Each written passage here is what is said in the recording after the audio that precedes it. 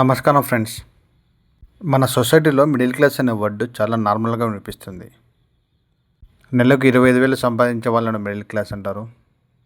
నెలకు 75,000 సంపాదించే వాళ్ళు కూడా వాళ్ళని మిడిల్ క్లాసే అనుకుంటారు. మరికొన్ని ఫ్యామిలీస్ అయితే నెలకు 1.5 lakhs సంపాదించినా సరే వాళ్ళను మిడిల్ క్లాస్గానే అనుకుంటారు. ఫ్రెండ్స్, అసలు మిడిల్ క్లాస్ అంటే ఏమిటి? అది నెలకు వచ్చే ఇన్కమ్తో డిసైడ్ అవుతుందా? ఫ్రెండ్స్, మిడిల్ క్లాస్ అనేది కేవలం ఒక ఆదాయ స్థాయి కాదు. అది ఒక జీవన పరిస్థితి, అది ఒక ఆలోచన విధానం, అది ఒక ఆర్థిక నిర్మాణం. ఫ్రెండ్స్, మిడిల్ క్లాస్ పర్సన్ సాధారణంగా కష్టపడతాడు.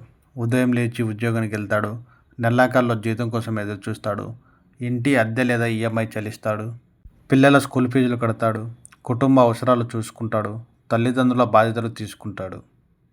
అతని జీవితం బయటికి చూస్తే సాధారణంగా కనిపిస్తుంది, కానీ అతని మనసులో మాత్రం ఒక పెద్ద ప్రశ్న ఉంటుంది. నా కుటుంబం ఇంకా కొంచెం బాగా ఎలా జీవించాలి?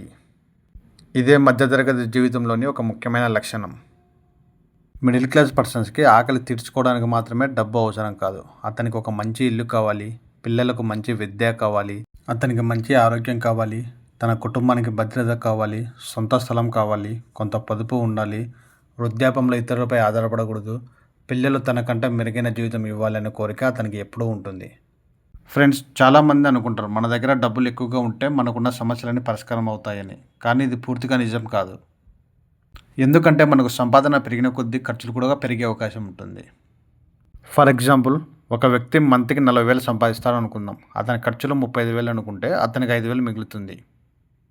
కొంతకాలానికి అతని శాలరీ వచ్చేసి 60,000 అయింది మంత్కి. అప్పుడు అతను మంచి బైక్ కొనుక్కున్నాడు, బయట తినే ఫుడ్ ఎక్కువైంది, షాపింగ్ ఎక్కువగా పెరిగింది, ఇంటి ఖర్చులు పెరిగాయి, సబ్స్క్రిప్షన్స్ కూడా పెరిగాయి. చివరికి ఖర్చులు మంత్లీ 55,000 అయ్యాయి. ఇప్పుడు అతని జీవితం 60,000 కాబట్టి అతనికి మిగిలేది మళ్ళీ 5,000. ఈ ఎగ్జాంపుల్లో మనం అర్థం చేసుకోవాల్సింది ఏమిటంటే అతనికి ఆదాయం పెరిగింది, కానీ ఆర్థిక స్వేచ్ఛ పెరగలేదు. ఫ్రెండ్స్, ఇక్కడే ప్రతి మిడిల్ క్లాస్ పర్సన్స్కి, ప్రతి మిడిల్ క్లాస్ ఫ్యామిలీకి ఒక విజన్ అవసరము.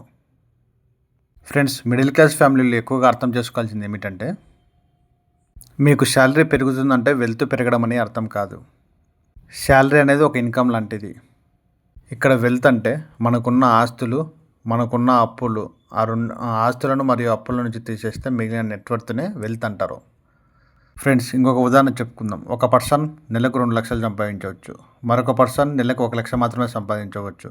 కానీ మొదటి వ్యక్తికి 1.5 lakhs మంత్లీ ఎక్స్పెన్సెస్ ఉన్నాయి, ప్లస్ 50 లక్షల లోన్ కూడా ఉంది. సేవింగ్స్ చాలా తక్కువగా ఉన్నాయి. అదే రెండో వ్యక్తికి వచ్చేసి 60,000 ఎక్స్పెన్సెస్ మాత్రమే ఉన్నాయి, డెప్త్ అనేది చాలా తక్కువగా ఉంది, 30 లక్షల ఇన్వెస్ట్మెంట్స్ ఉన్నాయి, కొంత ల్యాండ్ ఉంది, ఎమర్జెన్సీ ఫండ్ ఉంది. ఫ్రెండ్స్, ఇప్పుడు మీరు చెప్పండి, కొన్ని సంవత్సరాల తర్వాత ఎవరు ఫైనాన్షియల్లీ స్ట్రాంగర్ అవుతారు? ఎక్కువగా శాలరీ సంపాదిస్తున్న వ్యక్తి కాదు. ఎవరైతే తమ ఆదాయాన్ని అసెట్స్గా మార్చుకోగలుగుతారో అతనే ఎక్కువగా సంపాదిస్తున్నట్టు లెక్క. ఫ్రెండ్స్, ఈ సిరీస్ ఆఫ్ ఎపిసోడ్లో నెక్స్ట్ ఎపిసోడ్లో మిడిల్ క్లాస్ ట్రాప్ అంటే ఏమిటో తెలుసుకుందాం. ఫ్రెండ్స్, ఈ వీడియో మీకు నచ్చితే లైక్ చేయండి, మా ఛానల్ని సబ్స్క్రైబ్ చేయండి.